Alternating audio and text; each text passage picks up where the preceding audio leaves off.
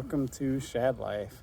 The weather in Minnesota just hasn't been that easy to work with, but it is April, and that is the way it is in April. So we're getting into better weather here soon, and I have gotten out to ride a few times. What I was going to do today is talk about the three primary bikes I will be riding. We got the Lowside single speed, we have the Esker Hayduke, and over here the Ibis Ripmo AF. And we can start, I'll talk a little bit about what I consider the least capable, although I'm pretty capable on that bike, so take that with a grain of salt. Then we've got kind of the in-between hardtail front suspension, does have gears, and then we've got full suspension, 160 millimeters of travel up front, 147 in the rear, 29er. So both of these are actually 27.5 plus the wheels with 2.8 tires.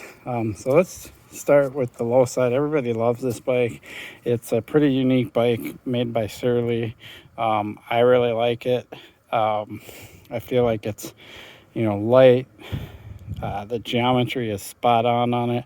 It's like, gives me the ability to ride a BMX bike essentially on mountain bike trails, because the way the geometry is gives it a kind of a BMX feel, yet it is fully mountain bike capable. And the cool thing about this bike is it's got tons of options that you could go, basically the frame, because you could throw a fork on here, and depending on what size fork you put on it is going to change the head angle, and you could basically make the Lowside be that bike over there, pretty much. Like, you can throw gears on it. It's got the capability to put gears on it, and it even has a wheel that will accept I don't know exactly what cassette, maybe up to an 11 speed on there. If you wanted 12, I don't know, you'd probably have to get a new wheel or something like that. I have updated some stuff, updated the crank. It's running tubeless. In fact, all three of these are tubeless. I added the dropper post because the dropper post is pretty much mandatory for me these days. And things like that. I did upgrade the brakes to be hydraulic. This came with mechanical brakes. So that is the Lowside. I will be riding this bike quite a bit this year, especially up in Cuyuna. And I love this bike. So I've had it a little over a year. So I have some experience on it, and I can back up my claims on how this bike rides and, its capabilities and things like that. Definitely, if you're in for the challenge of riding single speed and you want a bike that has more of a BMX feel, this is pretty much your only option out there. I mean, there isn't really much else out there that's like this bike, which is what makes this so unique, and I think that's why a lot of people like it. Now let's come over here and talk about the Hayduke. I just got this bike, like literally, I'm not sure, a month and a half, 2 months ago. I kind of purchased it on a whim. I was up in Cuyuna at a shop called Red Raven, and I saw this bike. I didn't know a lot about it. I gave it a test ride, and I ended up really liking it. I made sure they set it up for tubeless, but pretty much aside from that, this bike is bone stock. Oh, and the seat. I did update the seat to this ergon saddle that's actually my width. It really matters to have a seat that fits your sit bones. That's what's going to make it more comfortable, more so than the amount of padding. This doesn't have a ton of padding, but it's comfortable. And so this is my first ergon saddle. I'm really a big fan of the Volt. I updated the Volt on here. This is the 150 millimeter version. This is the chromoly Volt. And then over here on the Ripmo, I have the titanium Volt. And I really like the Volt saddle. I know they come on a lot of stock bikes, but the ones that come on the stock bikes are the medium or narrower width. and they have like the steel rails, and the quality of padding isn't as good, but when you get into the higher end volts, they're much nicer saddles. So anyway, back to the Hayduke hardtail. I've been out on the dirt twice now with this single track, and I really like how it rides. I have a couple of recent videos about it. One of the things with this bike is, hardtails are all the rage all of a sudden. But if you look at the geometry, this doesn't have that extreme slack head angle. It's kind of got a nice balance in between, 76.6 degree head angle. And I really like that. Like, it makes the bike perfect for the kind of trails we have here in Minnesota. These bikes that are getting really, really, really slack are like more for downhill, and I just don't know if a bike needs to be that single purpose. We should, in my eyes, 67.6 is slack, like pretty slack, not super slack, but it's definitely mellower. I mean, if we go back, 10, 15 years, cross country bikes were running 72 degree head angles, 70 degree head angles, somewhere in there. And then, now it's kind of like 69, 68. So over there we got like 68, 68 and a half. That seems like a really good sweet spot for tighter, twisty, single track trails. And then you start getting down into like the Ripmo, which is 65, which isn't even considered slack these days, which is really weird to me. Like, I think 65 is about as slack as you ever really need to go. But anyway, enough about that. I did talk a little bit about that in one of my videos, riding this, and I just like the snappiness, the twitchiness, the quickness of a little bit steeper head angle on some of the trails in our area that are really tight, twisty, windy, and really all you have to do is lean a little and the bike snaps right into the corner. And I love that feel.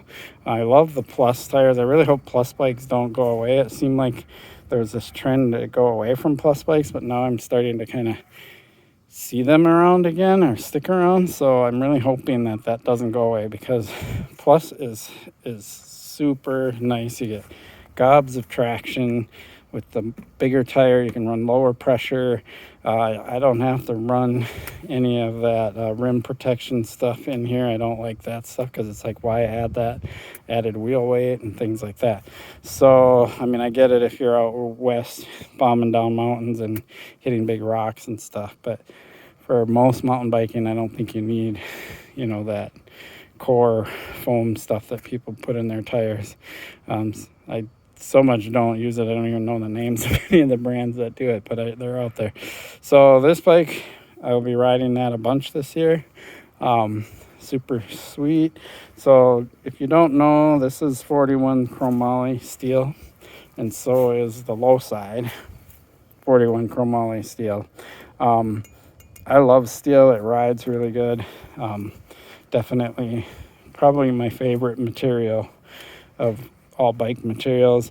All my BMX bikes are steel, even my race bike. And so let's move on to the Ibis. So this bike, I actually bought this last year, so it's a little more than a year old. And I always, living here in the Midwest, I always call this like my out west bike. It's the bike I like if I am gonna go do some really gnarly stuff. I will ride this on the regular single tracks, and I do quite a bit around here, but it is not nearly as snappy and fun to ride as those two on a lot of the trails around here. But there are some trails, some downhill, some more gnarly trails, rocky stuff, especially up in Duluth. There are some new, more challenging trails in Cuyuna now, and there's some newer places I haven't hit yet, Giants Ridge. I'm trying to think of the other one, Tioga, those things. This bike's going to love it up there. And then again, if I go out west again, like I did last year, I went to Trestle Bike Park. This bike will shine. I really would like to take this to Whistler. Whistler's, this bike would just rock at Whistler. So I have done some upgrades to this bike. I upgraded from, it came with all the NX stuff, so I've upgraded to GX now, and I haven't even really used this. I mean, look at that.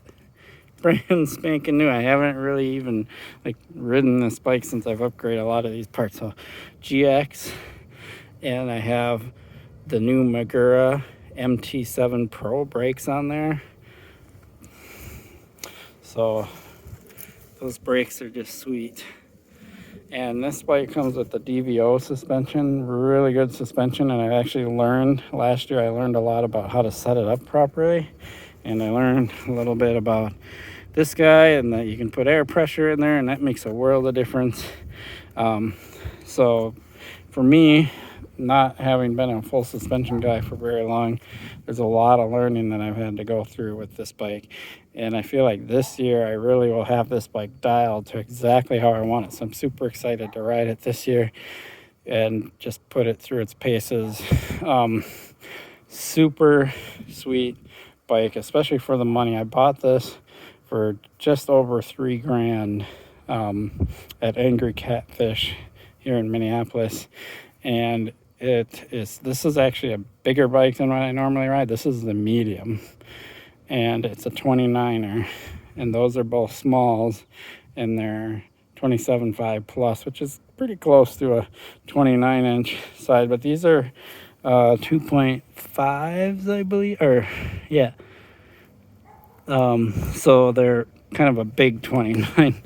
I mean, they almost look like plus tires. So the outer diameter of those is definitely bigger, and you can feel the bigness of this bike. But the nice thing about it is it is stable, plows through anything, and I actually like how it jumps quite a bit. I do have some videos of me jumping this, riding the MTB hoppers with this and things like that. So there you have it. Those are my 3 primary mountain bikes that I will have for 2021, and I just thought today would be a good day to just review them. The Lowside, the Hayduke, and the Ripmo AF. And I didn't mention that, but that's aluminum. That's what AF stands for. Ibis does make a Ripmo. They don't put any designation on it, and that one's carbon. So if you're a fan of carbon, you can basically get that bike or frame in carbon. Now the version 2 has the same geometry as this, which is a much more aggressive geometry than the previous Ripmos. So cool. There you have it. I just kind of winged this video. Hope you like it, and really enjoying my channel and the content in it. Please subscribe and like this video. Peace.